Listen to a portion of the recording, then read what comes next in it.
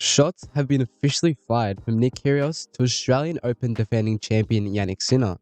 Let's investigate the drama between the two. It all began in early 2024 when Sinner tested positive on two different occasions for anabolic steroid use. The steroids came into his system because of a cream that his physio applied to him to help mend the cut. It was then spread into Sinner's body through a routine massage where his physio didn't use gloves. The Italian was cleared of wrongdoing by the ITF, the International Tennis Federation, who declared Sinner was cleared of wrongdoing and the steroid entered his body by accident and without intention.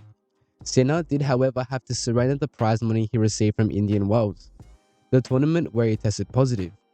It amounted to $325,000 and a loss of 400 ATP points. Are the head coaches for Team Sinner.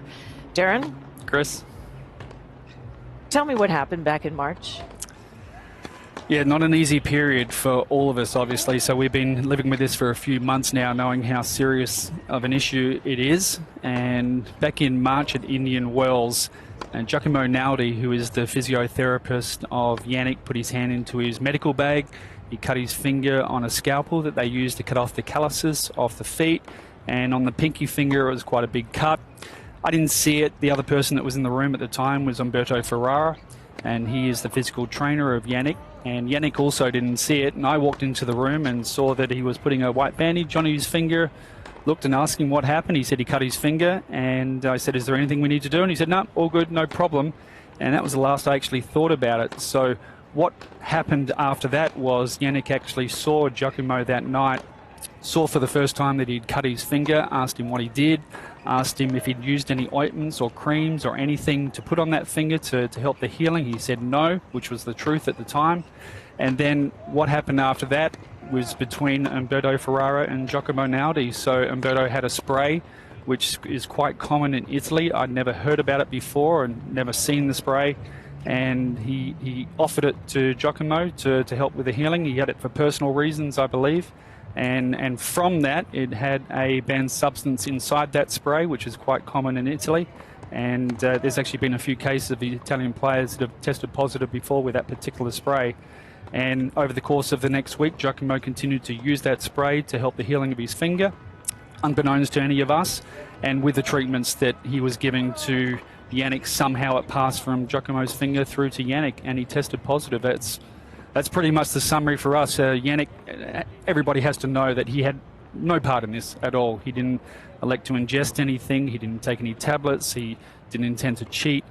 Somehow he's tested positive through this connection with this particular spray from Giacomo through to Jannik. We don't know how. Working on the feet, a massage, whatever it may be, and he's given two positive results because of that. Case closed, right? No, not exactly.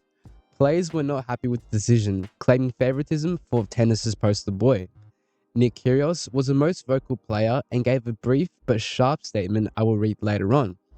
It's also important to note that the WADA, the World Anti-Doping Agency, was also not happy with the call, as they elected to run their own investigation on Sinner. These investigations in the past have caused lengthy bans of about 2 years to Sharapova for the exact same case as Sinner. They, however, take ages to probably conduct the investigation, so expect this to come around mid-2025.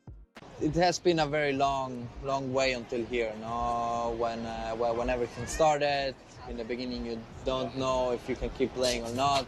The only way why they allowed me to keep playing was because we knew exactly where the substance was from, how it entered my body, and we told the truth straight away, and they trusted our story. They saw also the amount of how much I had in my body and my system, which is less than 1 billionth of a gram, which is very, very low. And you know, playing it was very tough in this situation, but in my mind I knew that I haven't done anything wrong. Mistakes can happen. Unfortunately, it was a tough one, but it can happen. And now, you know, obviously I'm very relieved about the result. Obviously I have to see the repetition I get from now on. But you know, as I said, I walked all. I have me and my team. They know exactly how it happened. I think as all of you know now, and yeah, so let's see.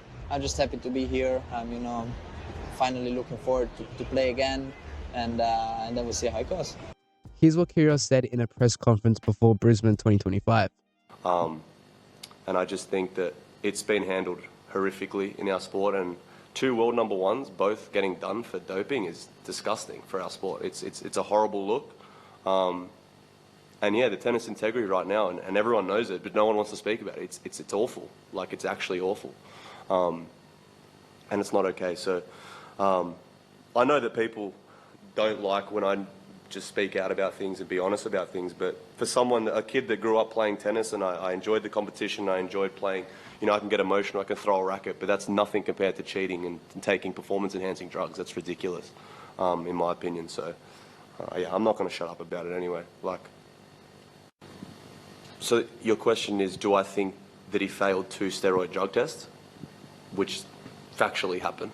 He did fail 2 doping tests at separate times as well. It wasn't one after the other.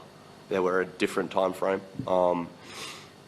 So, I mean, if you think that that's the way that it got in his system, if that's how you think it's happened, then, but I mean, if he didn't do anything wrong, then why did they take his prize money and points away?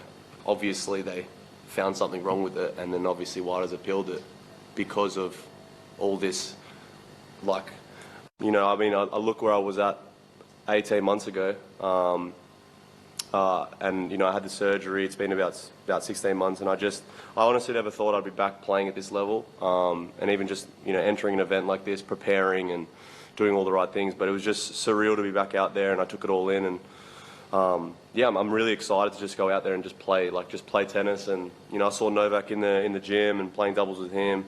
There's a lot to be excited about that I'm just able to get out there and compete again. Sinner will of course have a lot of mental battles to deal with, and Kyrgios is appearing more than likely to add to this burden. Sinner, as usual, has stayed silent on this matter and is super focused on defending his title in 2025. If you want to know why Sinner dominates on hard courts, click right here to find out.